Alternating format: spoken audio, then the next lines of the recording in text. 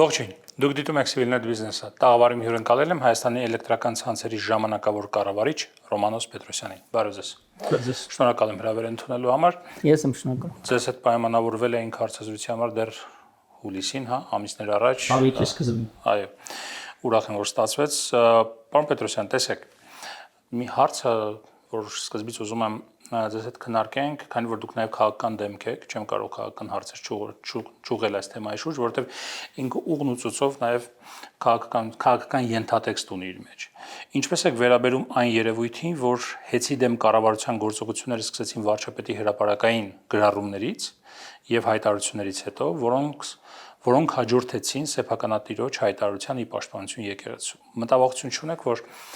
այս սա քաղաքականապես ուղղորդված գործողություն է եւ դուք սրա մի մասն եք եւ վերջի կա նաեւ Ստոկհոլմի արբիտրաժի որոշումը ի հակառակ կառավարության գործողությունների։ Ասեմ, որ հարցադրումն ի սկզբանե ոչ միայն սուր էր, այլ ակնկալված շատ ավելի կորներ այդ մասով, բայց ես խորը անհամաձայնություն ունեմ հարցադրման այն հատվածի հետ, որ դուք մատնանշեցիք իբր կառավարության գործողությունները հեծի դեմ։ Որևէ գործողություն հեծի դեմ այս պահին առհասարակ այս գործընթացի շրջանակներում տեղի չի ունեցել եւ տեղի չի ունենա։ Այս գործընթացները բացառապես բխում են օրենքի եւ իրավունքի գերակայության պահանջներից, ՀՑԿՀ-ն որպես հանրային ծառայությունների կարգավորման ոլորտում պետական լիազոր մարմին, սահմանադրական մարմին, օրենքից բխող իր լիազորության շրջանակներում հարուցել է վարույթ եւ վարույթի շրջանակներում իրականացվել են գործողություններ, գործընթացներ, այդ թվում նաեւ իրավական դաշտում իրավական նաեւ պատասխանատվության ու վարչական նաեւ պատասխանատվության որոշումներ են կայացվել մի շարք, ինչի արդյունքում սպասարկվում է բացառապես Հայաստանի Հանրապետության պետական շահը, մեր ժողովրդի, մեր հանրության հանրային շահը եւ առանձնատուկ ուզում եմ շեշտել նաեւ գործընթացում վերհանված փաստերը, բացահայտումները, ուսումնասիրության արդյունքները նաեւ մեծապես սպասարկել են օրվա սեփականատերերի օրինական շահերը։ Ձեզ համար գաղտնիք չի, որ հեծում բազմաթիվ շահեր են խաչվում, արդեն իսկ պիտի գաղտնիք չլինի։ Մինչ վարույթի հարուցում օրինակ ինձ համար պարզ չէ եւ ակնհայտ չէր դա մեր հանրության համար։ Եվ այդ շահերը միշտ չէ որ սպասարկել են նույնիսկ սեփականատերի օրինական շահերը, օրինական կոմերցիոն շահերը։ Շահերը սպասարկել են մի շարք կլանային շրջանակների շահեր, մի շարք զարտուղի, այսպես ասած, եղանակներով առերևույթ ապօրինի հարստացողների շահեր, մի շարք ստվերային շահեր, որոնց ստվերից դուրս բերելը եւ օրենքի եւ իրավունքի հարթության մեջ տեղավորելը նաեւ իմ խնդիրն է եղել, ինչը որ կարող եմ ասել ես եւ իմ թիմը կարծես թե հաջողել ենք իրականացնելու դրա ցայտուն ապացույցը տնտեսվարման հեծը որպես տնտեսական միավոր, ընդ որում լիցենզավորված բնական մենաշնորհային դիրք ունեցող թիվ 1 խոշոր ձեռնարկությունը նաեւ մեր երկրում իր տնտեսվարման արժեշղթայի մեջ այսօր ներգրավել է 200-ի մոտ տնտեսավարող սուբյեկտներ անհատ ձեռնարկատերից մինչև խոշոր ընկերություններ, ովքեր որ մասնակցում են մեր գնման գործընթացներին, գնահարցումների այդ process-ներում են ներգրավված, մատակարարումներ են անում հեծին, ընդ որում մատակարարում են ոչ միայն մասնագիտացված էլեկտրատեխնիկական սարքավորումներ կամ ծառայություններ, այլ գրեթե 7000 աշխատող ունեցող ընկերության բնականon գործունեություն ապահովելու համար պահպանման ծախսերից վերջացրած տեխնոլոգիական լուծումներ են մատակարարում մեր ընկերությանը ավելի քան 4 ամիս արդեն։ Եվ ահա այդ ամբողջ գործընթացը վերջն արդյունքում բերելու է նաև ոլորտի զարգացմանը, ոլորտի աշխուժացմանը, ինչը տարիներ շարունակ տևական շրջան ցեմենտացված է եղել փակ մոնոպոլ մենաշնորհային արժեշղթայի մեջ, բացառապես տաշիր ընկերությունների խմբի ուղիղ կամ անուղղակի աֆիլիացված ընկերությունների ջանքերով։ Դա ինչպես է կազմակերպվել։ Դուք ձեր ասած փաստից ստացվում է, որ ոչ մրցակցային գնումների ինչ որ համակարգ է գործել։ Փաստացի։ Դա ինչպես է տեղի ունեցել։ Եթե օրենսդրությամբ մրցակցային պետք է լինեն գնումներ, այսինքն պետք է գնումները կախվեն, գնումներին դիմեն որոշակի կազմակերպություններ, ըստ այդմ այնտեղ արդեն որոշեն ումից են վերցնում տվյալ ծառայությունը, իսկ ըստ մեր գնումների մասին օրենքի մոտավորապես շատ այսպես եթե պարզ ասեմ, ով առաջարկում է ցածր գին եւ քիչ թե շատ նորմալ որակ, վերցնում են այդ կազմակերպությունից։ Ինչպես են կազմակերպել այդ փակ գնումները։ Եվ արդյոք դա եղել է, այսպես ասեմ, նախորդ իշխանության հետ քաղաքական պայմանավորվածության արդյունք։ Նախորդ իշխանության հետ որևէ պայմանավորվածության կամ քաղաքական որևէ գնահատականի զերծ կմանամ տալուց, թեպետ դուք նաև ի սկզբանե ձեր հարցադրման նաև քաղաքական բաղադրիչ չկար։ Ես ուզում եմ նաև առանձնատուկ շեշտել, որ այս գործընթացը բացարձակապես ձեր ձևակերպումների տրամադրումից չի տեղավորվում առաջին հարցադրման մասով։ Ի հավելումը նախորդի ասվածի ասեմ, քանի որ գործընթացը ինքնին սկիզբ առել դեռևս անցյալ տարվա սեպտեմբերին։ Ոչ թե սեփականատիրոջ քաղաքական հայտարարություններին է հետևել, ինչպես դուք ասացիք։ Դեռևս սեպտեմբեր ամսին անցյալ տարվա ազգային ժողովի,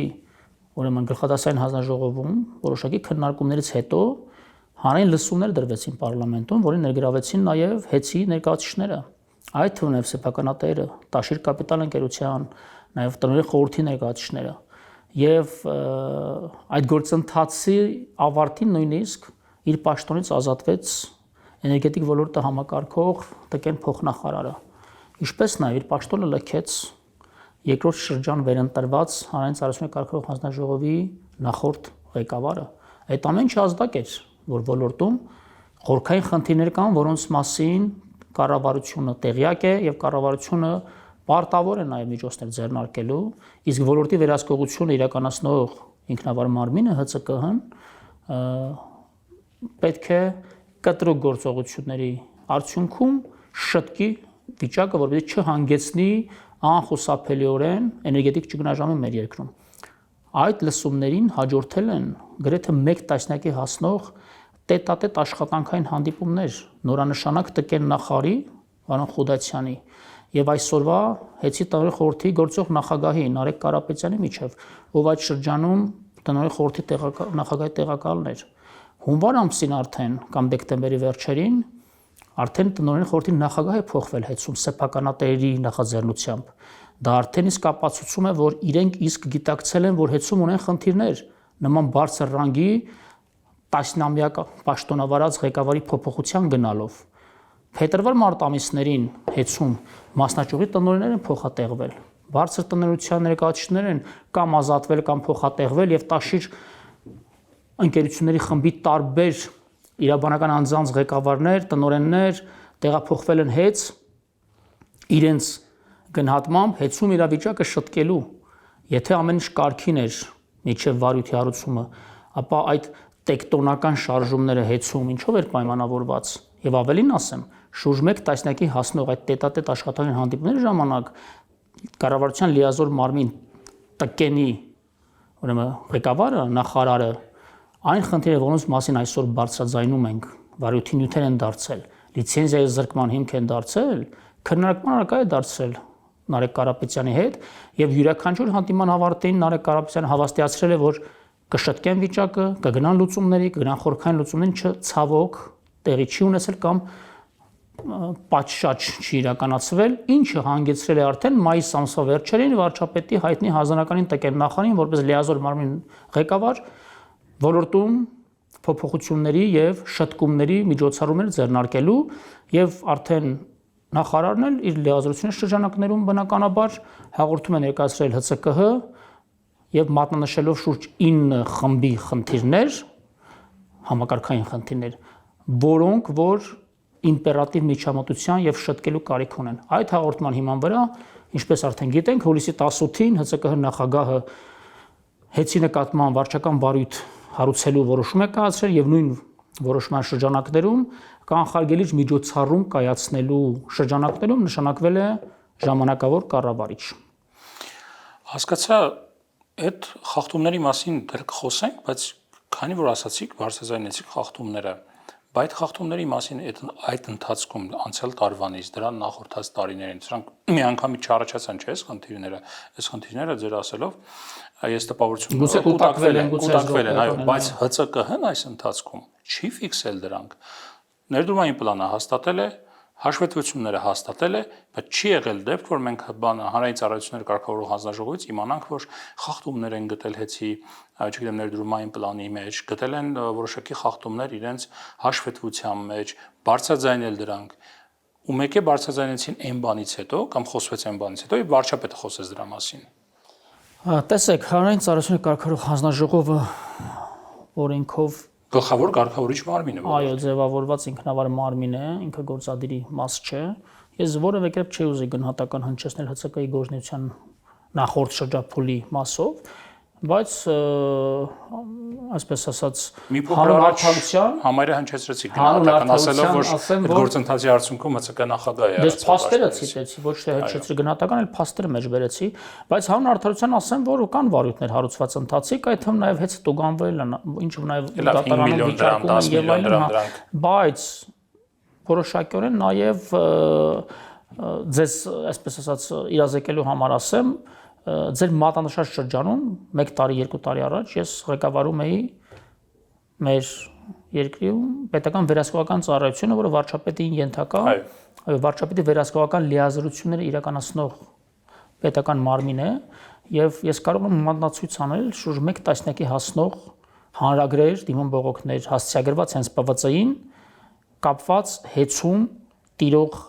տնտեսավարման, այդ թվում նաև մատակարարումների, գնումների գործընթացներում արկա առերևույթ խախտումների հետ, որը բարձրաձայնում էին ոլորտի տարբեր կալիբրի տնտեսվարողներ, արտադրողներ, ներմուծողներ, որոնք ցանկացել են մասնակցել այո, որոնք բախվել են արհեստական խոչընդոտներին ներգրավելու հեծի բնականon գործունեությունն ապահովելու համար անհրաժեշտ տնտեսական արժեշղթայում 1 տասնյակի հասնող եւ բոլոր դեպքերում հանրագրերի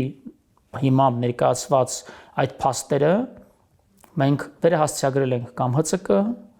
կամ վերլուծություններ ենք իրականացրել եւ վերահասցեագրել ենք ՏԿ-ն որպես կառավարության լիազոր մարմին, ոլորտը համակարգող, ինչպես նաեւ տեղեկանքներ ենք ներկայացրել վարչապետին, բայց քանի որ ՊՎԾ-ն ինքնին ՊՎԾ մասին օրենքի համաձայն վերահսկողական գործառույթների լիազորություն չունի ինքնավար եւ սահմանադրական մարմինների գործունեության նկատմամբ, մենք այդ բողոքները պատշաճ վերահասցեագրել ենք համապատասխան վերլուծություններով հանդերձ ոլորտի կարգավորող մարմին ՀՑԿ-ը եւ լիազոր մարմին կառավարության մեջ դա ՏԿ-ն է 1 տասնյակին հասնող եւ կարող եմ ձեզ հիմա նաեւ այս պահին արդեն երաշխավորել որ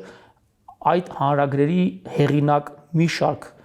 տնտեսվարողներ, իրավաբանական անձինք, ֆիզիկական անձինք այսօր արդեն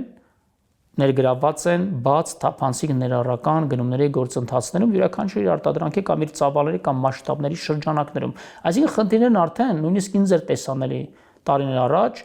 այլ չասեմ, որ մեր հանրության տարբեր շերտերի, բիզնեսի տարբեր շերտերի եւ ինքը վարչապետն էլ ասեց, ընդ որում 3 մատնանշեց իր այցերի ժամանակ, որ մարզերում շատ են բարձրաձայնել նման խնդիրներ։ Այսինքն խնդիր, այո, դուք ճիշտ եք, մեկ օրվա չէր, բայց ձնագնդիկ էֆեկտն էլ կուտակվա եւ մի օր մեծ խնդիր է դառնում եւ պետությունը արդեն ուշադրություն դարձրել այդ խնդրին։ Ենթադրում եմ ՀՑԿ-ն ավելի պրոֆեսիոնալ եւ ավելի տեղեկացված կառույց է, քան նույն ՏԿ-ն է այս հարցում եւ ՀՑԿ-ն ինքը կարող է տեսնելով այդ խնդիրները բարձրաձայնել, բայց տպավորությունը կամ դեպքերի հաջորդականությունը հանրային ընկալում է այնպեսին էր, որ վարչապետը խոսեց, հետո որ բոլորը սկսեցին խոսել նրա մասին, որ գիտեք խնդիր կա այնտեղ եւ պետք է գնալ անհապաղ լուծումների։ ՀՑԿ-ի ներկայացնեն կարող եք ուղղել ձեր հարցադրումը, բայց իմ գնահատմամբ նաև հեծում կարողացել են պատշաճ փաստաթղթավորել այն գործընթացները, որոնք վարույթի հարուցումից հետո ժամանակավոր կառավարչի եւ իր թիմի վերահսկողության ուսումնասիրության արդյունքում իդերևել են։ Ես շատ կցանկանամ ՀՑԿ նախագահին առանց որևէ սարկազմի այստեղ տեսնել եւ հարցազրույց իր հետ իրականացնել եւ իրեն հրավիրել ենք, չգիտեմ կընդունի այդ հրավերը թե ոչ, գոնե այս դերևս այս պահին պատասխանը այդքան էլ դրական չի, բայց հույս ունեմ այս հարցազրույցի հետո պարոն Մեսրոպյանը կընդունի մեր հրավերը եւ այստեղ գտնվի, որովհետեւ կան իսկապես հարցեր, որ իրենց դաշտում են, ձեր դաշտում չէ։ Պետք է իրենց ուղենք։ անպայմանորեն։ Լավ, խախտումների վերաբերյալ։ Երեք երբ վարչապետի մոտ եք դուք ներկայացնում եք իրավիճակը հեծում, երեք խումբ խախտումների, 3-4 խումբ խախտումների մասին խոսեցիք, թեմաների խնդիրների մասին, որոնցից մեկը այդ հայտնի, արդեն իսկ հայտնի դարձած տվյալների բազայի ջնջվելն է, հա? Կամ անհետանալը, ջնջվելը, չգիտեմ, սերվերներից հեռացվելը։ Ձեզ պատասխանեց Նարեկ Կարապետյանը, ասելով, որ մինչև այդել էր դրա մասին խոսել, որ նախ այդ տվյալները վերականգնվել են, նաև մեր գործընկերները փաստերի ստուգման հարթակից որոշակի գործողություն իրականացրեցին եւ դրա մասին խոսել էր որոշակի ստուգումներ իրականացրեցին եւ դրա մասին խոսել էր ՀՑԿ նախագահը, որ տվյալները ջնջվել են եւ չգիտի կվերականգնվեն թե ոչ ամբողջական եւ նրանք ուղղակի པարզ հարցում էին իրականացրել համապատասխան կառույցներ, փորձել էին կոնկրետ աբոնեմենտի կոնկրետ հասցեով տվյալները 3 տարվա ստանալ եւ այդ 3 տարվա տվյալները հանգիստ ստացել էին։ Նախ ինչու ասվեց, որ չգիտեմ կվերականգնվի թե ոչ, եթե դրանք վերականգնվել են եւ եթե վերականգնվել են, ինչու եք խոսում նրա մասին, որ ջնջվել են եւ դա մեծ խնդիր է։ Ես շնորհակալ եմ այս հարցադրման համար։ Այո, վերջին օրերին բավականին սուր, այսպես ասած, բանավեճարակա է դարձել փաստը։ Ես ի սկզբանե ասեմ, որ Նարեկ Կարապետյանի երեկվա այդ արձագանքը ամենայն հարգանքով տվել անձի նկատմամբ դարձել մանիպուլյացիա էր։ Ես չեմ կարծում, որ պարոն Կարապետյանը այդ մակարդակի մակերեսային է տիրապետում հեծում արկա իրերի դրվածքին եւ եթե այդպես է, ապա ցավում եմ իրավի։ Այդ իսկ պատճառով ես 3-4-5 անգամ պարոն Կարապետյանին հրավիրել եմ աշխատանքային հանդիպման քննարկման որպես ժամանակավոր կառավարիչ, ով ղեկավարում է գործադիր կառավարումը հեծում եւ կանոնադրությամբ սահմանված մյուս կառավարման մարմնի ղեկավար, որպես տնօրեն խորհրդի նախագահ։ Ահա այս եւ ոչ միայն այս հարցերի շուրջ խոսելու պարոն Կարապետյան, որ կարծես թե պարոն Կարապետյան եւ ժամանակին եւ հիմա սխալ են զեկուցում իր ենթականերն ու իր մերձավոր շրջապատը, այդ թվում նաեւ մինչեւ օրս հեծում պաշտոնավարող մի շարք առանցքային պաշտոնյաներ, ում պարզապես ես հնարավորություն եմ տվել իրենց գիտելիքներն ու փորձը ծառայեցնելու օրենքի գերակայության միջավայրում հեծի բնականon գործունեությունն ապահովելուն։ Հիմա խնդրու առարկայի վերաբերյալ ձեզ բարձաբանեմ ու հստակություն մտցնենք։ Այն ինչի մասին ասում է պարոն Կարապետյանը, բնավ նրա մասին չի, ինչի մասին ես երեք խոսեցի վարչապետի մոտ։ Եվ բնավ իր խոսքերով չհերքեցին պարոն Մեսրոպյանի ասածը, որովհետև տրամաբանորեն այլ բաների մասին է քննարկումը գնում երկու կողմերի միջև կարծես թե ու ցավոք այդ կողմը գիտակցված թե ակամայից տանում է թեման մի հարթություն, որի հետ մենք որևէ վեճ չունենք։ Մենք չենք ասում, որ սպառված էլեկտրաէներգիայի ուրեմն տվյալները, ռեստերները, բիլինգի տվյալները մենք չունենք։ Մենք ասում ենք այդ տվյալների համար տեխնոլոգիական հիմք հանդիսացած պիրամիդա համակարգում գործող շուրջ 700,000 էլեկտրոնային հաշվիչների ASCOE ծրագրով աշխատող հաշվիչների հիշողությունների այդ բազան ջնջվել է կամ ջնջել են, որը նախնական, ամենանախնական ելքային տվյալները։ Այո, ելակետային տվյալները, որը որ մինչ օրս վերականգնված չի եւ որևէ կերպ չենք կարողանում վերականգնել արկա մեր IT հնարավորությունների։ Ինչն է վերականգնված։ Հիմա ես բացատրեմ շատ սիրով ու շատ լավ պատեհառիթ է խոսել այս մասին։ Տվյալների բազան սերվերում բավական տեղ չունենալու պատճառով 25 թվականի հենց տարեմուտի առաջին օրերին խնդիր է տալիս եւ IT ոլորտի պատասխանատուները փորձում են խնդիրը լուծել, սերվերում լրացուցիչ ազատ տեղեր, պրիմիտիվ պարզապես hard disk-ի վրա ազատ տեղ չեն ունեցել մարդիկ։ Եվ որպեսզի տեղ ազատեն, ինչ որ ֆայլեր, մայլեր ջնջելու, չգիտեմ, լրացուցիչ տեղեր ազատելու ճանապարհին, ընդ որում ես ասել եմ, որ շուրջ 4 տասնյակի արտաքին միջամտության հնարավորություններ է տրված եղել տարբեր IT ընկերությունների կամ սպասարկում իրականացնող։ Նույն սերվերին այդ թվում նաև ռուսական ընկերությունների, ովքեր Կասկադ էներգո ընկերության գործընկերներն են եւ իրենք են սպասարկելիս եղել նաև հեծի այդ ռազմավարական կարևոր համակարգը, որ հեծը ինքնին ժամանակին սեփականատեր այդ կարողությունը չեն ձևավորել հեծի ներսում եւ ամբողջ սփորթը, IT սփորթը առօրյա բառապաշարով ասեմ իրականացվել է արտապատվիրակման արդյունքում։ Ընդ որում 700,000 բաժանորդի անձնական տվյալները հասանելի դարձնելով արտաքին միջամտության հնարավորություն ունեցող բազմաթիվ, չգիտեմ, անձանց անհատների ու ընկերությունների։ Եվ այդ աշխատանքի մեջ ներգրավելով արտաքին միջամտության դոստուպ ունեցող, այսպես ասած, մասնագետների հունվարի 2-ի 3-ին պարզվել է, որ 18 թվականի հունվարի 1-ից մինչև 24 թվականի նոյեմբեր ամիսն ընկած հատվածի ողջ տվյալների բազան գեներացված հաշվիչների հիշողություններից ջնջվել է անվերադարձ։ Ընդ որում պարբերական բեքեփներ չեն էլ արել, բեքափներ։ Ես IT ինդուստրիայի շատ այնց աղերս չունեմ, բայց իրավիճակը արխիվացումներ չեն արել։ Արխիվացումներ չեն արել պարբերաբար, վերջին արխիվացումը տեղի էր ունեցել դեռևս 23 թվականի նոյեմբերին, այսինքն դեպքից 1 տարուց ավելի շրջան, ընդ որում 25 թվականի արխիվացված բեքափները որևէ կերպ նոր upgrade արված պիրամիդա համակարգի միջավայրում հնարավոր չի եղել արտացել, այսինքն դա լինել չնելու մի հաշիվ էր։ Արդյունքում 18 թվականի հունվարի 1-ից մինչև 24 թվականի նոյեմբեր ընկած ժամանակահատվածում շուրջ 700,000 սպառողների սպառման ծավալների, վճարումների եւ այլն, ընդ որում նաեւ օրական կտրվածքով, օրվա պիկին ինչքան օգտագործեի, ինչ ծավալ, ինչ բեռ են օգտագործել եւ այլն, բոլոր մանրամասները ջնջվել է սկզբնաղբյուրում, սակայն քանի որ որպես կանոն հեծի բնական աշխատանքի ընթացքում յուրաքանչյուր ամիս այդ տվյալները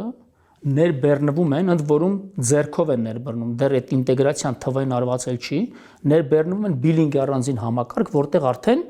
արտատպվում են այդ վճարման էպիկրիզները։ Հիմա այդ 7 սպառվել է, այսքան պետք է վճարեն այո, քաղաքացիները։ այդ տվյալները կան բիլինգում, ունենք։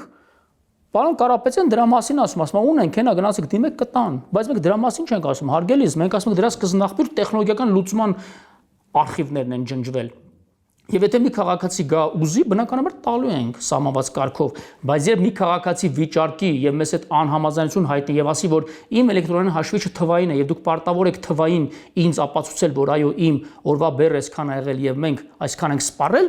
հեծը չի կարողանալու հիմնավորելու իր իսկ տված բիլինգները։ Այսինքն ելքային տվյալը, որը ջնջված են։ Այո, ես հիմա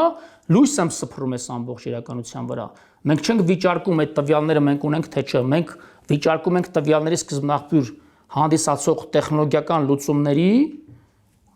մեջ արկա թվային սկզբնաղբյուրները, որոնցից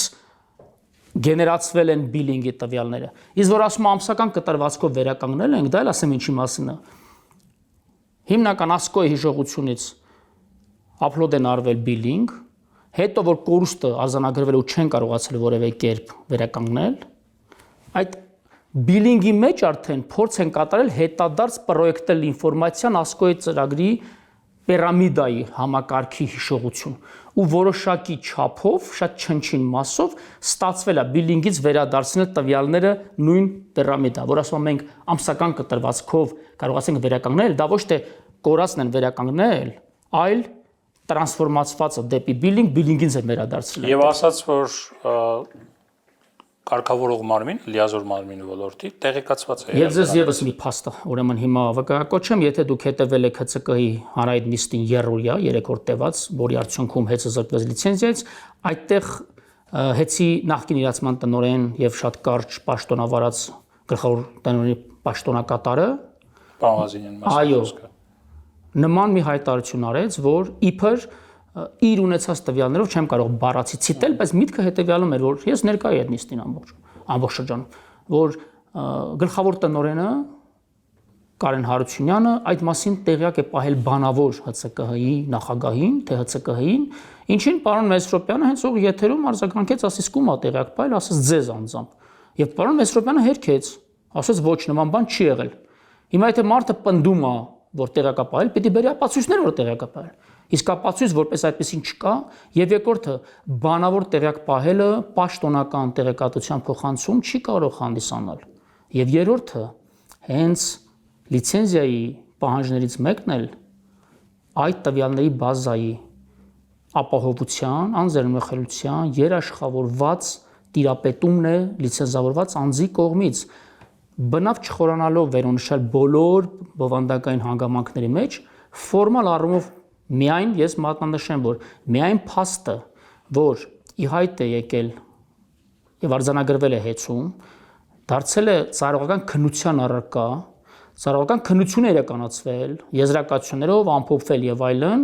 բայց պաշտոնապես տեղեկատվությունը չի փոխանցվել ՀՑԿՀ-ին, թաքցվել է ըստ էության ոլորտը կարգավորող մարմնից, արդեն իսկ լիցենզիայի պահանջի էական խախտում ենք մենք որակում, ինչը նաև դրվել էր լիցենզիայի զրկման ՀՑԿՀ-ի որոշման 6 հիմնավոր կետերից մեկի հիմքում։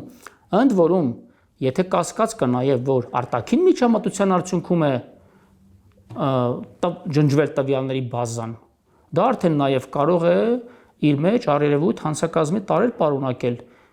Իսկ միգուցե կիբերանվտանգության խնդիր ունենք, իսկ միգուցե այլ երկրների հատուկ ծառայությունների միջամտության արդյունքում, իսկ միգուցե պաշտոնական անփութության, որը կարող է հանգեցնել լուրջ հետևանքների եւ միանշանակորեն դա պիտի նաեւ ըստիս ուղարկվել դատախազություն նաեւ քրեիրավական գնահատական տալու համար, ինչը եւս տեղի չի ունեցել, թեպետ տվյալ անձը եւս անընդհատ շեփորում էր նիստի ընթացքում ՀՑԿ-ի, որ այդ դեպքում ինչու չեն դատախազները վարույթներ հարցում եւ այլն, ես պատասխանում եմ։ Պատշաճ հաղորդում է ներկայացվել գլխավոր դատախազություն, քրեական վարույթ է նախաձեռնվել եւ բնական այո, եւ այս պահին կատարվում է նախաքննություն։ Զուգահեռաբար ՀՑԿ ենք դիմել, ՀՑԿ-ին ենք ուղարկել ամբողջ փաթեթը կից գրության, որ նման դեպք է տեղ ունեցել եւ խնդրում ենք ձեզ, առաջարկում ենք ձեզ վարույթի շրջանակներում նաև իրավաչափությունը ուրեմն քննարկել, ընթացքը լուծել, իսկ մյուս մասով ուղարկել ենք քրեիրավական գնահատականի դատախազություն։ Շատ լավ։ Ես կարծում եմ լույս սփռեցին բավական։ Այնուամենայնիվ լավ կլինի նաև այստեղ մենք եւս մի հրավեր եմ ուղարկում ձեր զրույցի ընթացքում Նարեկ Կարապետյանին եւս հրավիրում ենք մեր տաղավարը եւ ցանկանանք իր հետ եւս զրուցել թեմայի շուրջ, որովհետեւ ամենակարևորը տարբեր տեսակետներ լսի մեր աուդիտորիան եւ ինքը արդեն հետեւություններ անի մեր լսարանը։ Պարզապես ներողություն մի դիտարկում անեմ, ես այս 4 ամիսների եւ հետ այսուևս խոսում եմ բացառապես փաստերի, թվերի ու փաստաթղթերի լեզվով, որովհետեւ դատողություն որևէ փնդում առանց ընկի չեմ անում։ Տեսեք, այնուամենայնիվ մի քանի այլ հարցեր ունենք, խնդրեմ մի փոքր լակոնիկ անդրադառնանք այդ հարցերը, որ բոլորը կարողանանք ձեզ ուղղել գնումների վերաբերյալ։ Տեսեք,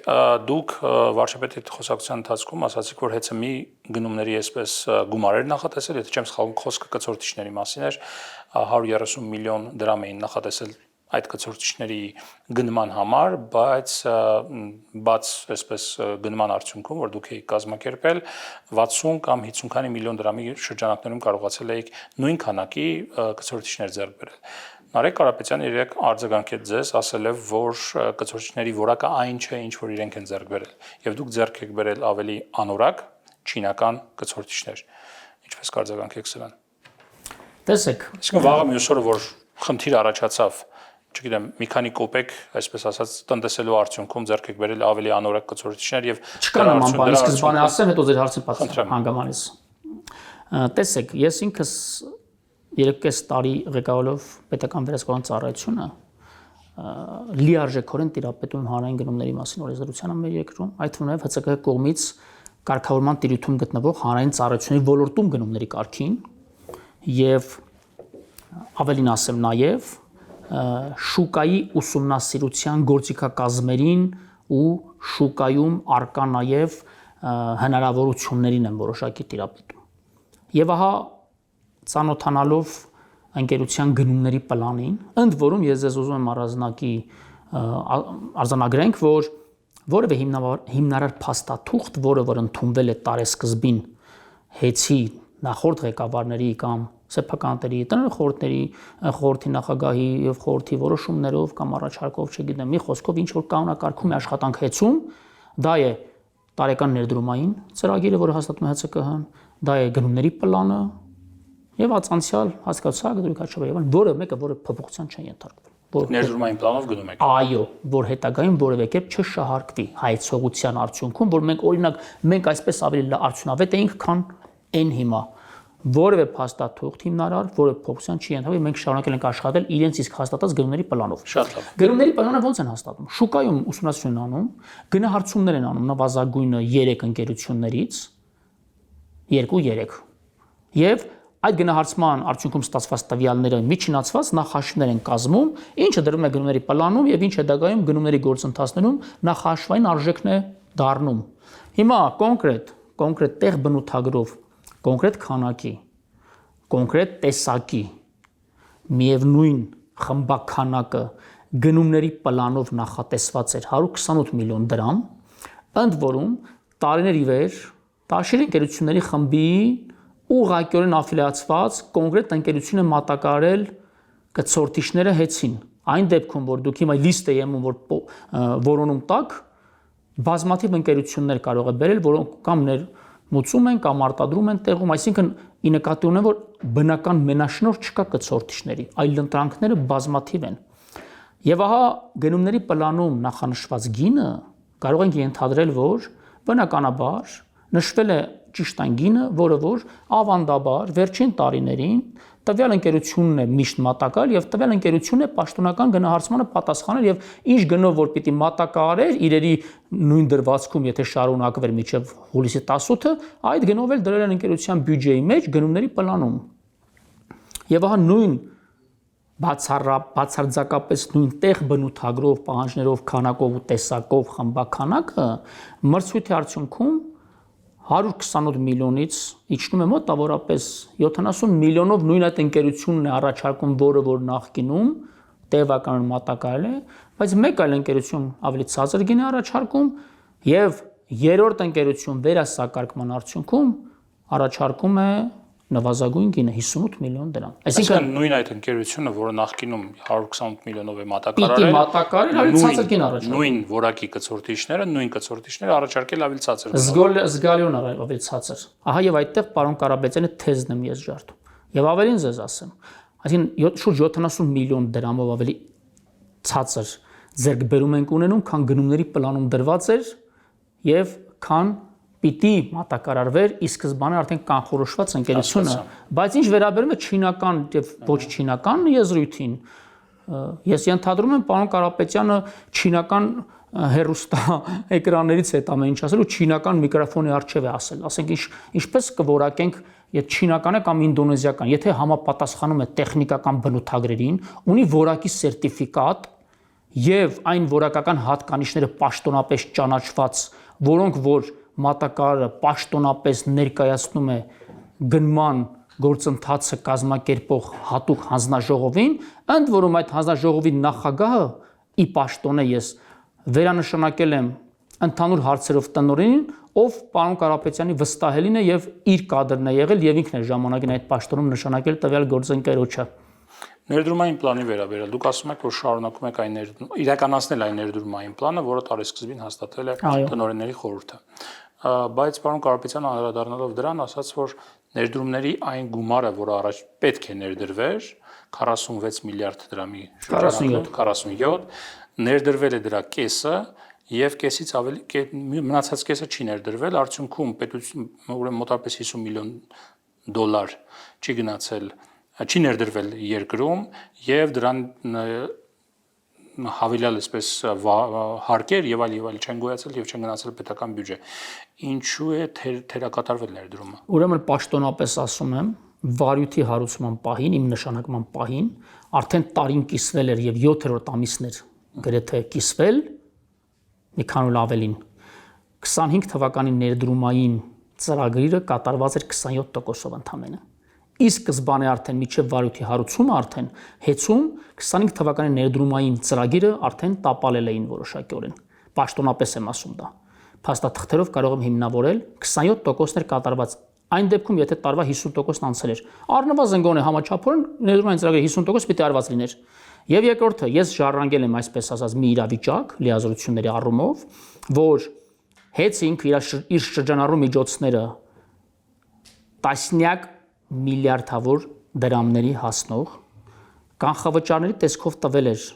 կապալառու, մատակարար եւ շինական աշխատանքներ իրականացնող նույն խմբի մաս հանդիսացող ընկերություններին իր իսկ հարկային պարտավորությունները եւ աշխատավարձերը ինքը կատարում էր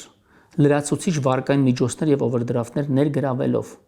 Եվ ահա առաջին իսկ որ ես վարկային բերի տակ մտնելով վարկային բերի մեջ խրվելով ոչ միայն որտեղ արդեն մտած էր շուրջ 400 միլիոն դոլարի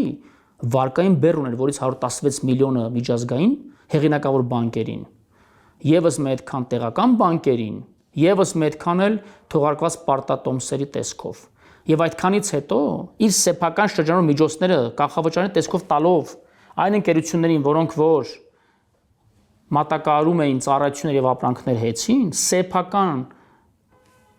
հարկային պարտավորություն ու աշխատավարձերը շուրջ 7000 աշխատակցի տալիս էր կարճաժամկետ վարկեր եւ օվերդրաֆտներ ներգրավելով։ Ասենք 5 օրով, 7 օրով, մինչեւ որ շրջանառու միջոց գեներացվի վճարումներից մեր սպառողների, ապա այդ վարկերն էր փակում կարճաժամկետ, արդյունքում կորցնելով 10-12-15 միլիոն դրամ։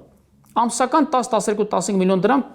կորցնում էին միայն կարճաժամկետ օվերդրաֆտներ ներգրավելով մի քանի միլիարդ վարկեր եւ աշխատավարձեր տալու համար ներգրաված վարկերի տոկոսադրությամբ։ Ես ճիշտ եմ հասկանում, որ այդ չիրացված ներդրումը ուղղել եք պարտքի մարմանը։ Մենք որևէ ներդրումային գումար չենք ուղղել ոչ միտեղ։ Մենք ասում եմ շարժվել ենք գնումների պլանով, ներդրումային ծրագրով, բարձրապես ներդրումային ծրագրի մեջ ներգրաված են այն ընկերությունները, որոնք որ արտոնյալ մենաշնորհ դիրքով էին հեծում ծառայությունը մատուցում եւ ուռճացված գներով էին մատուցում եւ մատակարարումները ապրանքների ուռճացված գներով են, ես ձեզ փաստերով արդեն ապացուցեցի, մենք պարզապես դերեկություն ներդրումային ուրեմն ծրագիր իրականացնելու, այդ թվում նաեւ նոր միացումների մասով դա էլ է ներդրումային ծրագրի մաս կազմում, մենք գործընթացները թափանցիկությունը ապահովելու, ներառական դարձնելու եւ դրանով նաեւ զգալիորեն խնայողություններ անելու գործընթացներ մեկնարկեցինք, ինչը որոշակիորեն, օբյեկտիվորեն դանդաղեցրեց ներդրումային ծրագրի իրականացումը, բայց բնավ դա չէր նշանակում ներդրումային ծրագրի ուշացում կամ չեղարկում այն պարագայում, որ արդեն իսկ վարույթի մեկնարկի սկզբին տարվա ուրեմն կեսը անցել էր, բայց ներդրումային ծրագիր իրականացրել 27%-ով։ 21 միլիոն դոլար վարկը, որ վաղաժամկետ մարել եք, որի մասին հայտարարեցիք, դա ինչ գումարներից է մարել։ Այ դա գնումների եւ մատակարարումների մրցակցությունն ապահովելու արդյունքում խնայված միջոցների ուրեմն հաշվին 21 միլիոն դոլար։ Այո, 21 միլիոն դոլար միայն մայր գումար ենք մարել, ընդ որում վերջին օրին եւս 10 գնումների արդյունքում խնայված գումարն է այս ոչ միայն գնումների, այլ նաեւ արդյունավետ տնտեսավարման, այդ թվում օրինակ հեծում, տասնյակ հաստիկներ չենք համալրել այս 4 ամիսա, որովհետեւ պարազիտ հաստիկներ կան, որոնք 2-3-4 միլիոն դրամ ամսական աշխատավարձ էր սահմանված, իրենց մերձավորների քաղաքական ընկերների անձնական հարցը չի ուզի այդ հարցին պատասխան։ Կհայտարարեմ, կտեսնեք։ Շատ լավ, որովհետև խոսում եմ միլիոնների մասին։ Չէ, այդքան չէ, որքանով որ ֆետիշացը, բայց ես ուրիշ բան ասեմ։ 5 միլիոնի մասին են խոսում, այդքան է։ Այն մարդիկ, ովքեր խոսում են իմ աշխատավարձից, այդ մարդիկ իմ աշխատավարձը երրապատիկ գերազանցող պարգևաճար բոնուսներ են ստացել, որից ես ինքնակամ հրաժարվել եմ, եւ այդ միջոցներն ուղղել ենք շուրջ 1700 հեծի աշխատակիցների, այո, սոցիալական վիճակի բարելավմանը։ Շատ լավ, պարտքին ուղված գումարը, որ ուղղել եք պարտքը մարելու։ Այո։ Ճիշտ չէ լինի, եթե հեծ ունի խնդիրներ, օրինակ ենթակառուցվածքների մեջ, որի մասին խոսվում է դրա մասին, հա, որ միացումների հետ կապված խնդիրներ կան, չգիտեմ, բարբերաբար անջատումների հետ կապված, դա ենթակառուցվածքների մաշվածության մասին է խոսում նաև։ Ճիշտ չէ լինի դա ներդնել հենց ենթակառուցվածքների մեջ, ենթակառուցվածքները արդիականացնել եւ ոչ թե վաղաժամկետ պարտքը մարել։ Տեսեք, հեծը ինքը էներգետիկ մենաշնորհային դիրք ունեցող լիցենզավորված անձ որպես բոլոր ծախսերի բյուջետավորման, ընդ որում նաև աշխատավարձային ֆոնդի առումներով գտնվում է պետական համապատասխան կարգավորող մարմնի կարգավորման տիրույթում եւ որևէ տեղ, որը բացի սպասարկման ընթացիկ շահագործումն ապահովող վթարային, ֆորս մաժորային վիճակներից բխող գործողություններից հիմնական ներդրումային ծրագիրը պիտի հաստատվի, համաձայնեցվի, որոշակի ընթացակարգեր անցնի եւ բնավ կամայական նման ծախսումներ, որը մեկը լիազորված չի իրականացնելու հեծում եւ գումարների այդ այսպես ասած խնայողությունները, որ ունեցել ենք, որքանով որ մենք ուզենք ուղղելու կոնկրետ ենթակառուցվածքի ուրեմն վերականգնմանը կամ հիմնանորոգմանը եւ այլն, եթե ներդրումային ծրագրով լիներ, պիտի ներդրումային ծրագիրը փոխեին, որտեղ ներդրումային ծրագրի մեջ նաեւ ծախսումները մտնում են սագրային մարժայի մեջ, դա էլի նկատի ունեցեք։ Մյուս կողմից ֆորս մաժորային իրավիճակները կանխելու համար բավարար միջոցներ կա հեծում, որպեսզի մենք անխաթար ապահովենք մեր հանրության, մեր քաղաքացիների եւ բիզնեսի եւ բոլոր, այսպես ասած, սպառողների օրինական շահերը եւ անխաթար էլեկտրաէներգիա մատակարարենք, բաշխենք մեր բաժանորդներին։ Այդ միջոցները մենք առաջնահերթ ինչու մարեցինք վարկերը, որովհետեւ ամենաբարձր տոկոսադրույքով վարկերին ուղղեցինք մարումը, ընդ որում մի X ընկերության, որի մասով եւս այս բան նախաքննությունը իրականացում, ասենք անցյալ տարվա դեկտեմբերին 1.5 միլիոն ամերիկյան դոլարով տոկոսով փոխհարուցություն է վերցրել հեծը, բայց չգիտես ինչի էր վերցրել, որտեղ է ծախսել այդ միջոցները ու ինչ որ ընկերություն ՍՊ-ը, որ այո, փոխհարություն տալու իրավունք ուներ, բայց թե հետս ինչու էր փոխհարությունը վերցրել, ես չգիտեմ։ Դա է ՍՊ-էր կապ ուներ։ Ընկերությունները դա իր ապահովներ արդեն այդ հարցի պատասխանը կգտնեն։ Դա ենք մարել եւ մարել ենք նաեւ մեր հայաստանյան մի քանի բանկերում արկա այն մի քանի միլիոն դոլարանոց վարկային փաթեթներ, որոնց տոկոսներ ամենաբարձրն էին, եւ նաեւ ի հավելումը նախորդիվ ասեմ, որ այս պահին պաշտոնապես թեպետերեք էլ վարչապետի մոտ էլ հնչեցրեցինք այդ թիվը, օգոստոս, սեպտեմբեր, հոկտեմբեր ամիսներին համեմատած նախորդ տարվա նույն ամիսների հետ մեր ուրեմն հեծի կողմից մատաղող էլեկտրաէներգիայի ուրեմն ինտենսիվ խափանումների, անջատումների ինտենսիվությունը եւ տևողությունը մի քանի տասնյակ տոկոսով նվազել է։ Դա ի պատասխան ձեր հարցի, որ այդ գումարը ուղղենք օրինակ ավելի կարևոր հարցերին ուղղելու գումար կա ուղղում։ Դե ենթադրում եմ դա նաև նախորդ ներդրումների արդյունքում է եղել արդեն տաշիր ընկերությունների կառավարման շրջանում։ Դե բնականաբար, դե բա 9 տարի ղեկավարել են ստրատեգիական ընկերություն, պետք է Չէ, որովհետև խոսում եք կառավարման ճգնաժամի մասին, այնուամենայնիվ իրենց արած ներդրումների արդյունքում է։ Եթե խոսքը այդ ինտենսիվության նվազում, դա անցյալ տարվա նույն ամիսներն եկավ,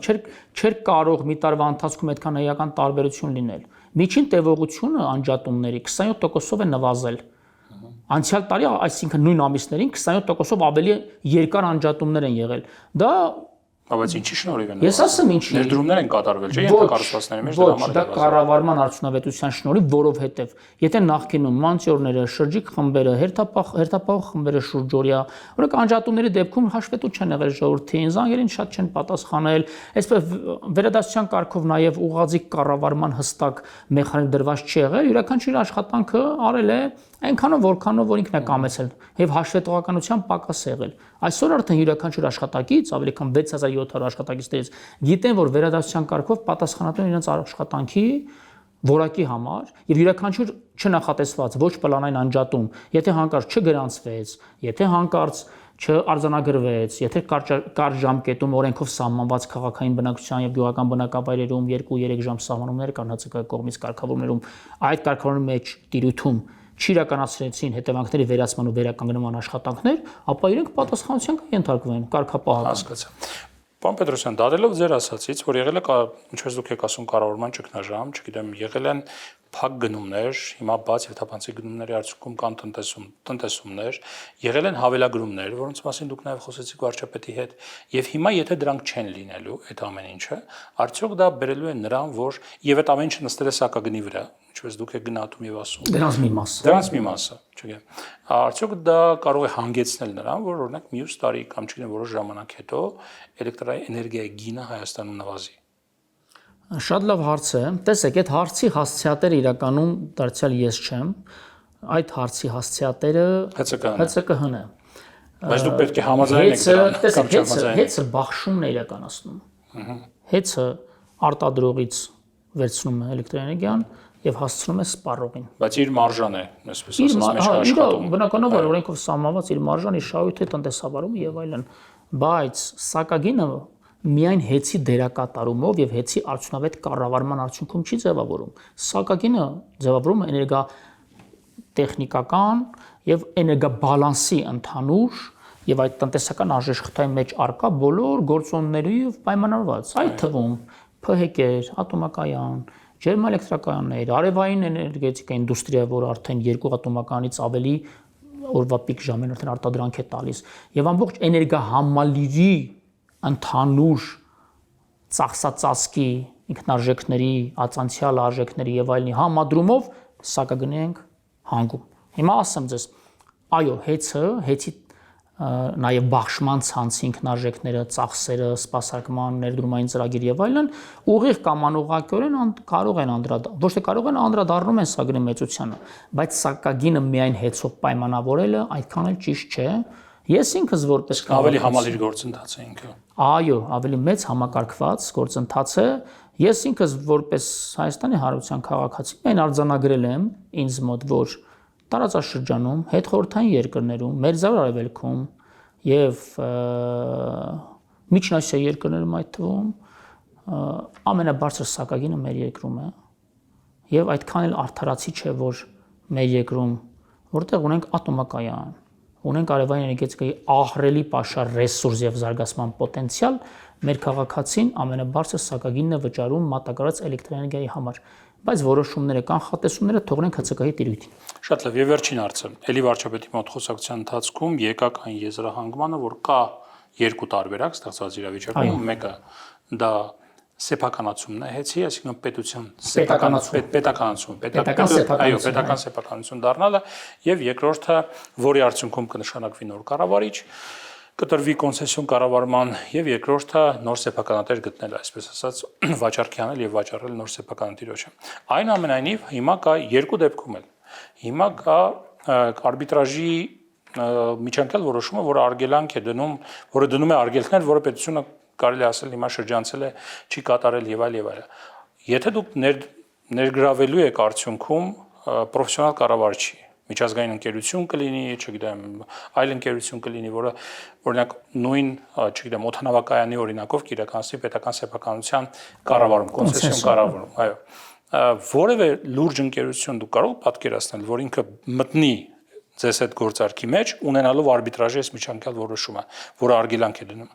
Արբիտրաժի հետ կապված ավելին քան կարծում եմ անհրաժեշտ էր արդեն մեկնաբանությունը տրվել են, ընդ որում նաև կառավարության պաշտոնական դիրքորոշումն է հնչել, ես որևէ ավելացնելու բան չունեմ, ու լիարժեքորեն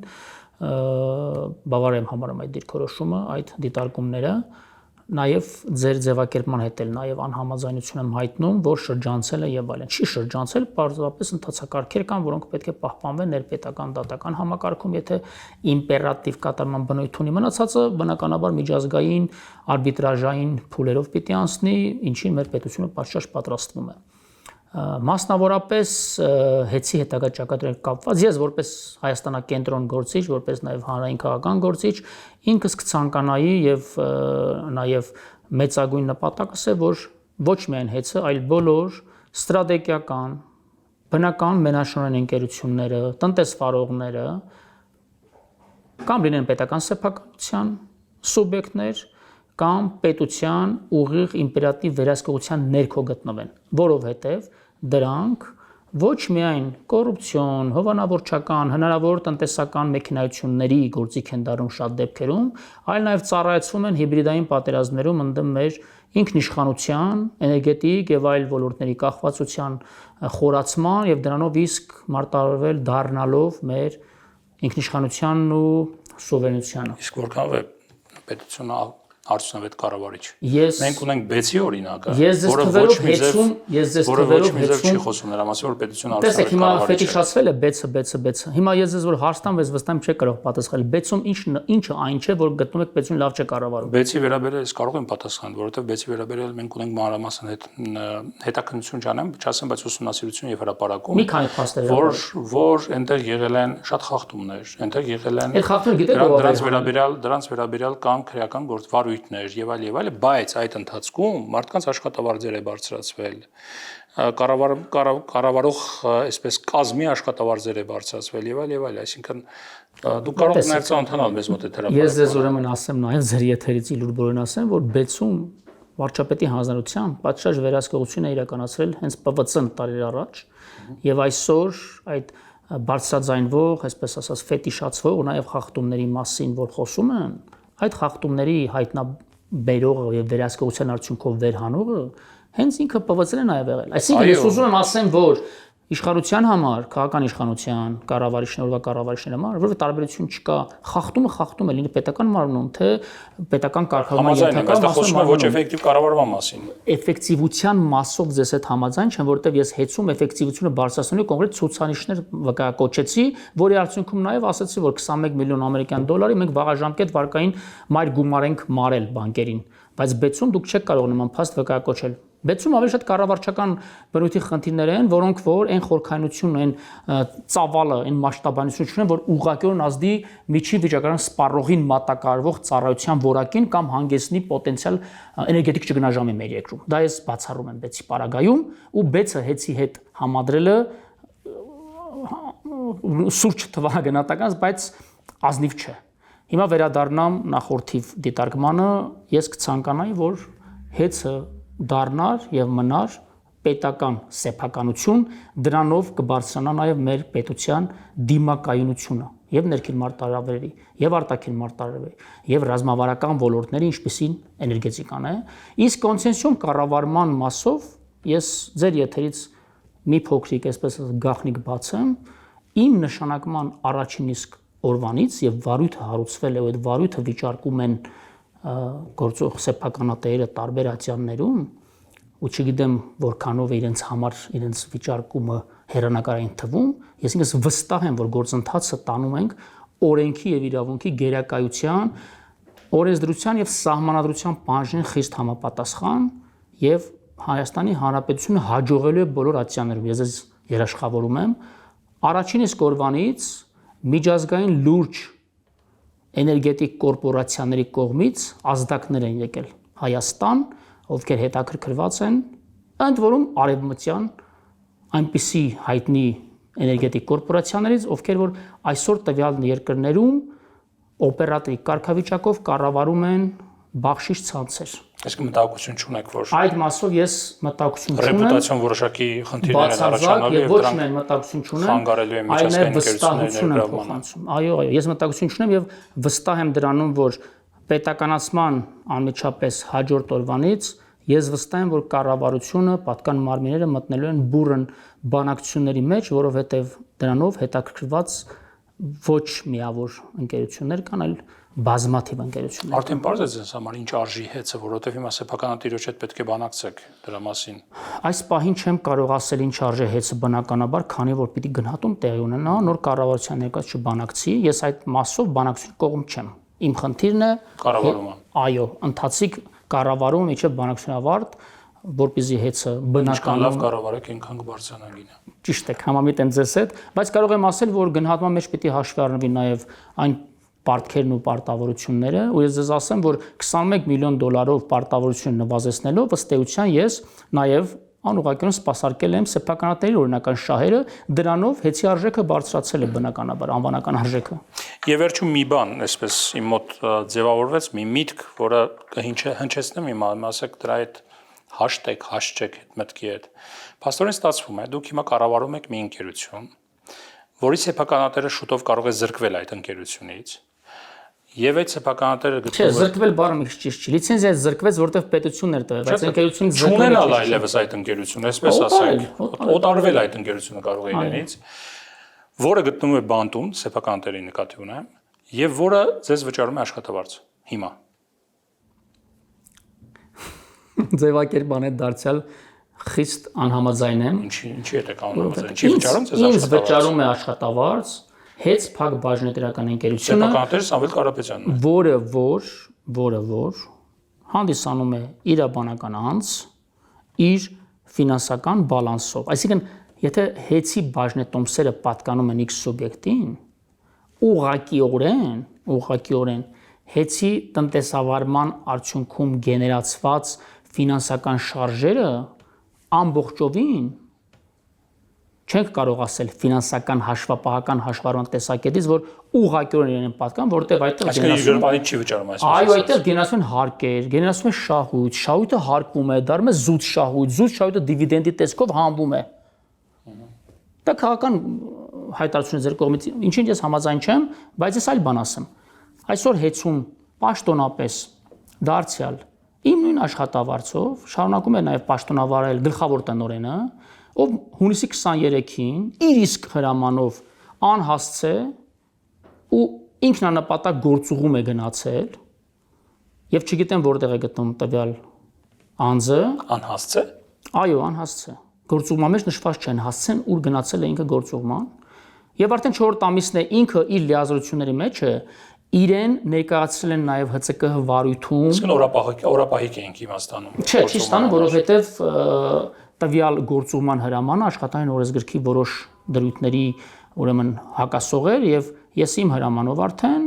գործադիր լիազորությունների իմ շրջանակներում ես չեղարկել եմ այդ գործուղումը եւ ծանուցել եմ վերադառնալ աշխատանքի։ Տվել անձը իմ աշխատանքի չի ներկանում, եթե չի ներկանում աշխատանքի աշխատավարձ չի ստանում։ Ընդ որում մի քանի տասնյակ հաստիկներ, որոնք որ հեծում կային եւ համալրված էին տարբեր պաշտոնյաների մերձավորներով, քաղաքական գործիչների հարազատներով բոլորն ազատվել են աշխատանքից եւ այդ հաստիկներում մենք նոր նշանակումներ չեն կարել, որովհետեւ ես դրանք անվանել եմ որակել եմ որպես պարազիտ հաստիկներ եւ այդ հաստիկների այդ ահռելի ծավալի բոնուսների ու պարգևաճարների, որոնք որ ժամանակին վճարում են տվյալ անձանց, ահռելի խնայողություններ ունենք հեծում եւ իմ ոչ նշանակալի աշխատավարձը վստահաբար թե ընկերությանը, թե սեփականատիրոջը որևէ նեղություն չի տալի, ես ձեզ երաշխավորում եմ։ Շատ լավ աշխատավարձի վերաբերել այնուամենայնիվ դա Բայց հայտարարելուն կտեսնեք։ դա ձեր անձնական գաղտնիքը չի, այսպես ասած, որովհետև դուք Ես հայտարարու անձեմ, ես պիտի հայտարարեմ։ Այնուամենայնիվ դուք կառավարում եք կառույց, որը ունի բնական մենաշնորհ, իսկ դա հանրային